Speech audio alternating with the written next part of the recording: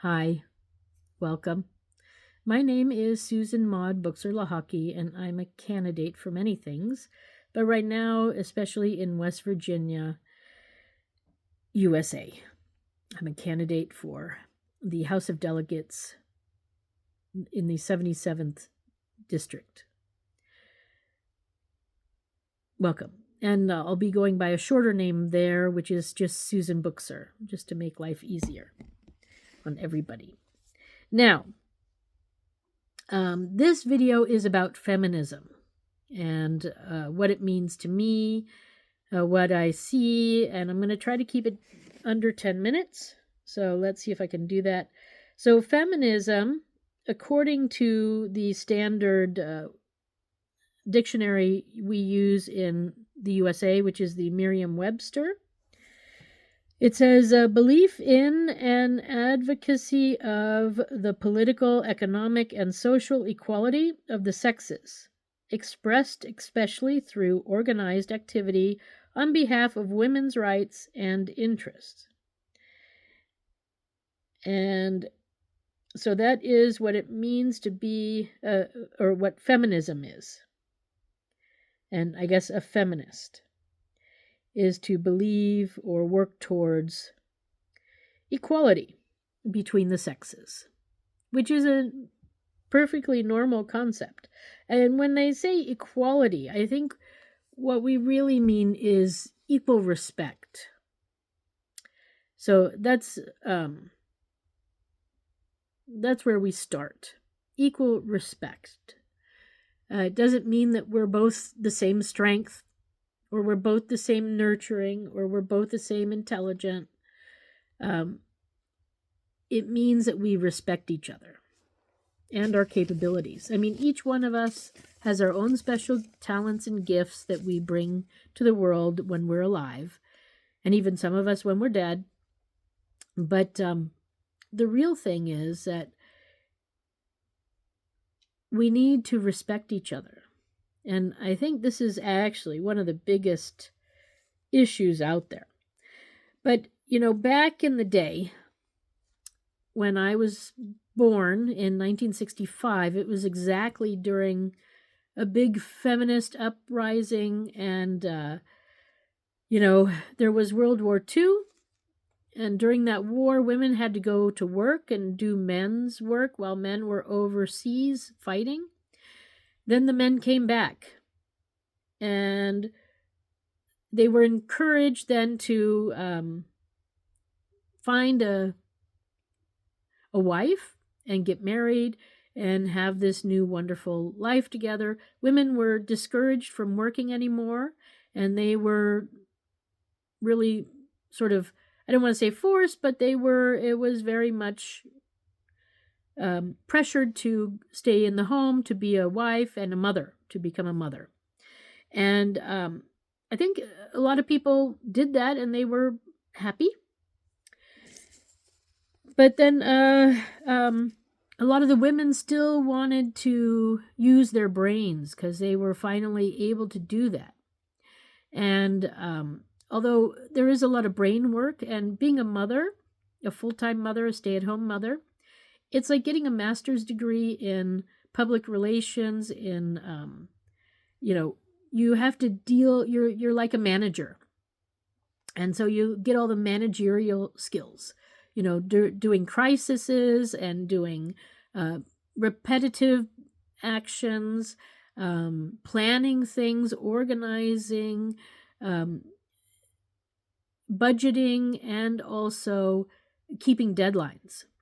So being a parent, you get a master's degree in management, pretty much, I would say. So and more so for the stay-at-home one, the one who's doing the majority of the work. But then a lot of men, since the beginning of our country even, because of religious practices, and maybe it's practicality, the family unit and humanity has gone through a big change in the last 100 years. and or even 200 years. But finding a balance between teamwork and more pyramid scheme family. Are you a group or are you a pyramid? Do you have one head of the household or are you a team? And I think we're trying to move to this team atmosphere, but because the pyramid scheme is so entrenched in some of our religions, it's making it hard to make that move. And so as we do, the other part is that feminism and humanity has kind of forgotten that mothers don't get paid by their babies and children for their hard work that they do. And the government right now treats it like it's an illness. Like, oh, you're down on your luck. You got to go on welfare, like the drug addict next door, So first off, motherhood and being pregnant and being a mom is not an illness. Let's start there. And it needs the recognition and dignity and respect that any other job has. So that means motherhood needs to be seen as a career choice and treated that way. You take training, you get skills, you get pregnant, there's the pregnancy part, then there's the birthing part, and then there's the child rearing part. And it's a job that is 20 years. It's not like, you can quit at any time, Once you're a mother, you're a mother. And, yeah. So, but currently, no woman is being paid a reasonable salary with benefits to even do it. We seem to have a lot of money for military, for defense, for the male side of things.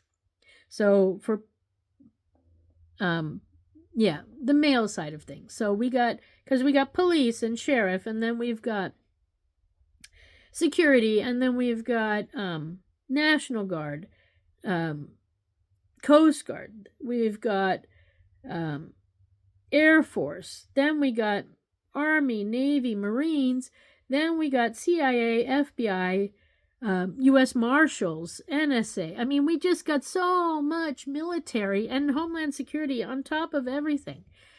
It's too much. It's simply too much, men. Sorry, it is. So to be prepared for things, whether it's defense or infrastructure issues, to be prepared, you don't need so much. Right now, what do we have for women? Nothing. Nothing. For nurturing, where do we get that training from? There's no nurturing training. So this is what I'm talking about, folks. And being a mother, if you become a full-time mother, which is what you should do, what happens is you get out of the career path that you are in, and you lose all kinds of benefits and so upward mobility and everything, and then suddenly you're not a mother anymore, and you try to get back into your career or maybe do a different career, but you are not at the same level as the people who never stepped out to be a mother. And the motherhood penalty just shouldn't happen. So when you put mother down on your resume, that means that you have a certain amount of skills. That means that you learned management, and you learned crisis management, and you learned all these different things, organization, planning. And that is the real takeaway. And this is what we need to start appreciating. Also for fathers, there's a lot of negotiation that goes on that is also not really seen. So we need to start putting, if you're a mother, a father, a grandmother, grandfather, we need to put that on the resume, because those are careers, those are jobs. And just because they're domestic jobs doesn't mean that they're nothing. And this is where I think the feminists of yesterday for whatever reason, I'm going to go over 10 minutes, sorry folks, but for whatever reason, they forgot about this whole concept. And for me, the big push in the 60s, 70s, especially in the 70s, looking back at it now, I now know that there are, so Australia, I believe, was the leader of turning men into women and making it very believable. And so there were a whole bunch of trans women introduced during that period of time. And they took over the feminist movement to direct it, to say, oh, women need to get a job, and being a mother is nothing. Because during the 60s, 70s, and 80s, if you were trying to get a job and a mother at the same time, you were just treated like crap. Sorry.